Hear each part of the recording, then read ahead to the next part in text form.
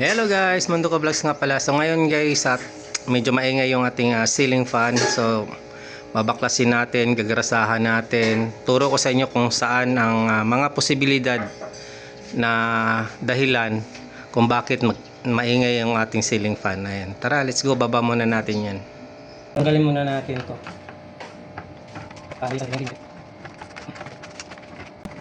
Tingnan. Ano ba natin guys? Lagyan natin ito. Masula to. Para yung pagkasabi niya. Bukas din niya muna sa.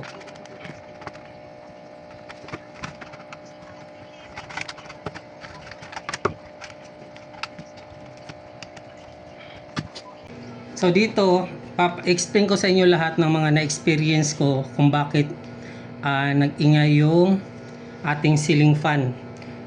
Ulitin ko, ito kasi dito, iba yung ingay na nililikha nito pag ito ang may problema, iba kaysa dito sa taas. Itong sa taas, ang problema nito pag yung twisted wire at saka para siyang tunog ruleta at saka yung pahinto-hinto yung ikot niya, biglang hihinto, biglang re-reverse yung ikot, as abnormal yung ikot niya, nandito yun dahil sa spring na nandito sa loob. So mayroon din tayong video niya na ginawa, tingnan nyo na lang. Pero dito, ang problema nito guys, langit-ngit, maingay. Pag magkabit kayo nitong blade nito, para maano ko lahat, ma-share ko sa inyo yung pinaka problema nitong mga ganitong ceiling fan.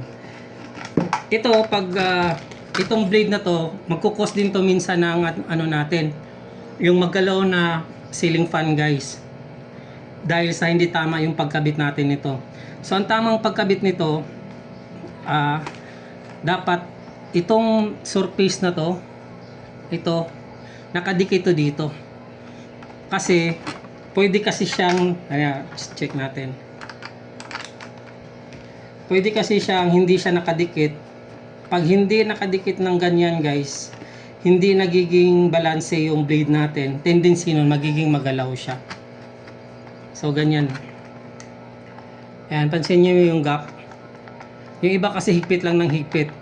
Daw may gap yan guys. Pag hinigpitan mo yan na nakaganyan, tapos yung isang blade nakasagad, so hindi siya magiging balanse. So anong paraan para magiging balanse yung pagkabit natin ng blade? So ang ginagawa ko, hawakan mo lang siya dito, itulak mo siya papunta doon para magdikit yung, yan, tingnan mo, yan o, yan, diba?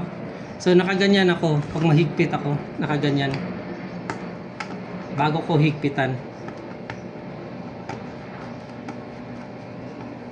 Mapapansin nyo, walang gap dito. Ang tendency niyan, dito, ayan o, may gap, pero dito walang gap, hindi mo mapasok ang kutsilyo.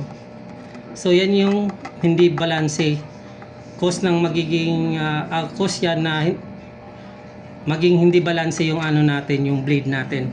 So tendency is magiging magalaw yung ceiling fan natin, nagsiswing. Tapos dito naman tayo sa loob. Pag maingay, balik lang natin to. Yung nuts nitong blade na to, kailangan natin ibalik pag magbaklas tayo dito sa baba. Kasi mayroon yang nuts sa loob. Pag di natin to binalik, maglaglagan yung mga nuts sa loob. Kahit hindi mahigpitan guys, basta importante nakakabit. So baklasin muna natin ditong gitnang bolt na to. Dito.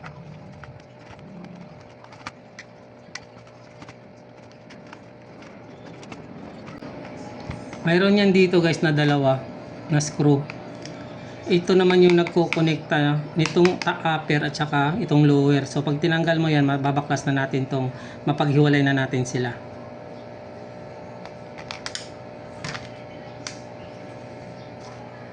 Dalawa yan. Yung ibang maliliit, isa lang yung nakalagay dito. Pero pag mga malalaki, mga 900mm at saka 1100mm na blade, 1050 na blade, kagaya nito, 1050mm na blade. So dalawa yan, baklas, tapos babaklasan na natin tong pinaka cover. Ito yung nuts na sinasabi ko guys. Pag di mo binalik to, maglaglagan tong mga to. So kailangan ibalik. So dito explain na natin kung ano yung pwedeng cause ng ingay ng ating number one cause ng ingay ng ating ceiling fan. Itong pagitan nitong magnet yan, tapos itong plastic na puti. Yung pagitan yan, kailangan natin lagyan ng may tiban. Pero itong akin, nalagyan ko na to ng may tiban ilang beses na. Pero lagyan natin siya ngayon kasi medyo mayroon na rin ng gap. So lagyan natin ng konti. Yung medyo may nag-gap na uli.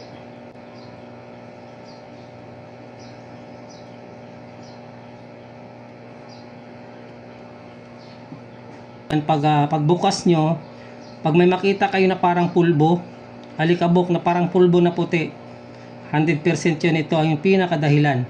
Lalong-lalo na dun sa mga nabibili sa yung mumurahin na madalas mabibili sa mumurahing store na mga ceiling fan. Ayun ang madalas kong na-experience. Nagpuputi to guys, nagpuputi to dito banda. Pag wala na ibang source ng kaskasan nun, kung hindi ito lang, ididikit mo lang sila ng may tiban. Itong atin, mayroon konting langit-ngit dito na kasi nga matagal na to na hindi natin nadikitan. Dinikitan, pero siguro sa katagalan ng panahon. Dito sa loob mayroon tayong susungkitin dito na C-clip guys. Ito yung medyo pahirapan magbaklas. Dati nung wala pa akong long nose, sinungkit ko lang siya ng flat screw, nakaya naman pero medyo matagal. So itong tinatanggal natin, itong circlip na to nandito sa loob, para mahugot na natin to guys. Itong pinakamotor na to, itong gumagalaw, yan yung babaklasin natin. Kaya hindi siya nababaklas kasi mayroong circlip sa loob. Ito sana mabaklas natin kaagad. So dati talaga guys, wala pa tayong long nose. So ginawa talaga natin yan, sinungkit natin ng parang flat screw na maliit, or kaya parang yung ice pick yung dulo, yung C-clip na yan. Nabaklas naman, medyo kailangan talaga natin gumamit ng flashlight dyan para makita natin kung saan yung susundutin natin. Pero pag sa long nose, medyo mas madali talaga.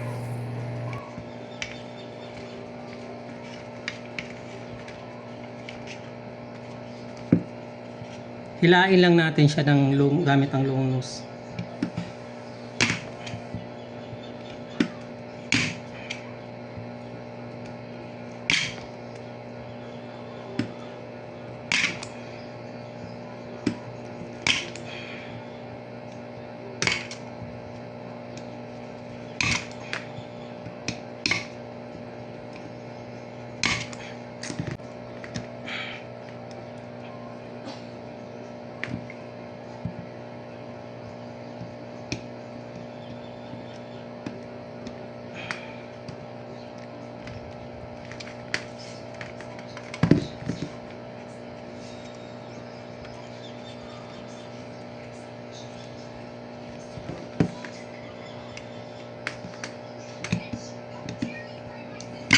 Ayun, ito siya. So kailangan kasi na yung pwesto ng long nose mo nandito sa pinakalikod, para paghila mo, madali mo siyang mahugot.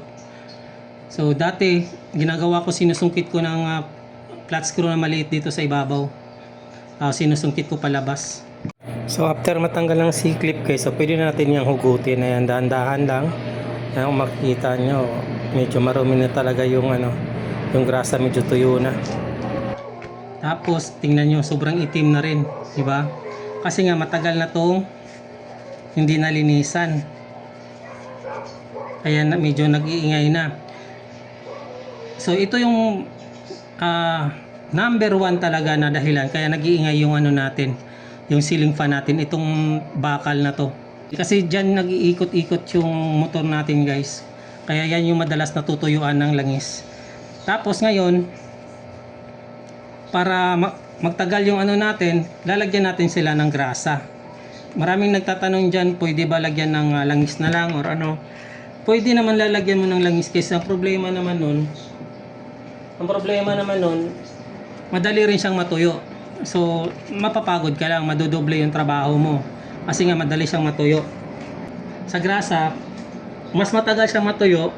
Tapos ngayon may nakita ako dun sa motor shop na high temperature na grasa. So ito yung ilalagay natin guys. Kasi dati yung nakalagay dyan, ito lang, national, multi-purpose na grasa. Hindi ito sponsor, ito lang talaga nabili ko. Mura lang to, nasa 150 lang ata to, tapos ang tagal, ang dami ng laman.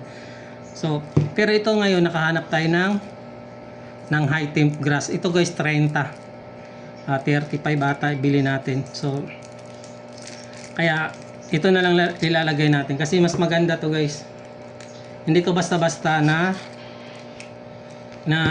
tutuyo. So, lagyan lang natin.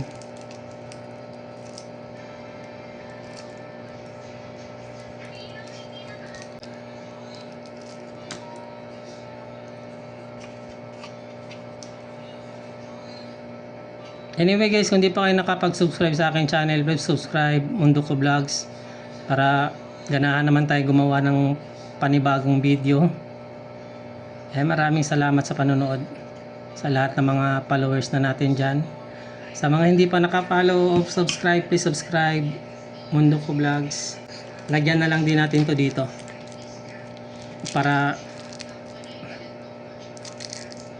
tatagos lang din naman to sa kabila guys.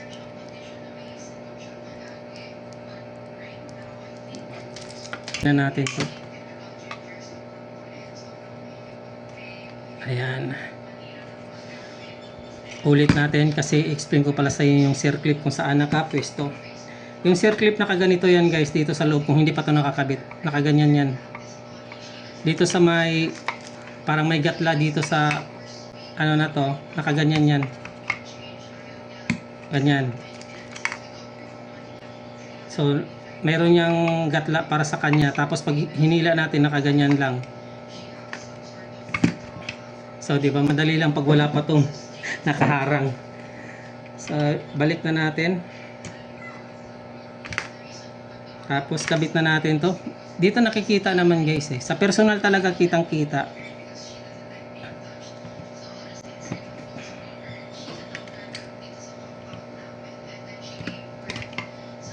Ayan, madali lang ipasok. Tapos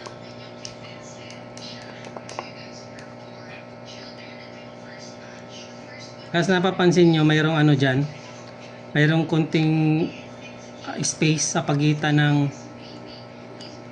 ng circlip natin at saka ano, lagyan natin ng grasa.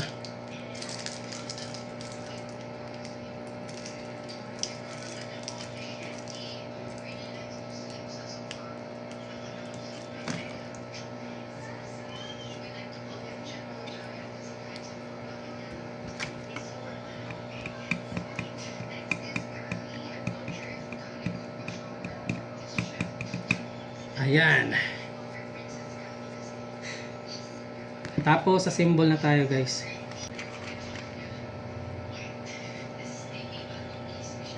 Tapos, sa pag-assemble, ito 1, 2, 1, 2. Tapos sa gitna.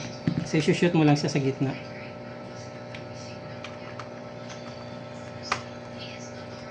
Mas makikita naman yan dito.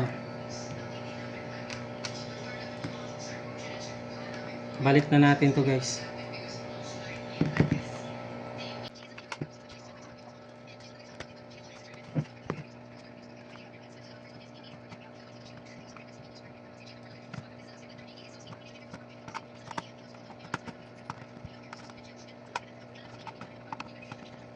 So dito naman tayo sa pagbalik nito guys. Ito kasi may guide to. Na yan o, may guide siya. Pero dun sa mga ibang maliliit, walang guide dyan. Kailangan mo talaga yung i-shoot yung butas dito sa tapat sa butas dito sa kabila. Pero dito kasi, yan may guide talaga siya. Yan o, diin mo lang siya. Matic na yan na nakatapat na. So babalik na natin yung screw. Iangat mo lang konti kasi minsan pag nakababa yan, hindi mo, ayan o, pag nakababa yung ano, yan, nakaganyan, mahirap ka mag-screw. Kailangan mo siya iangat para lumabas tong screw.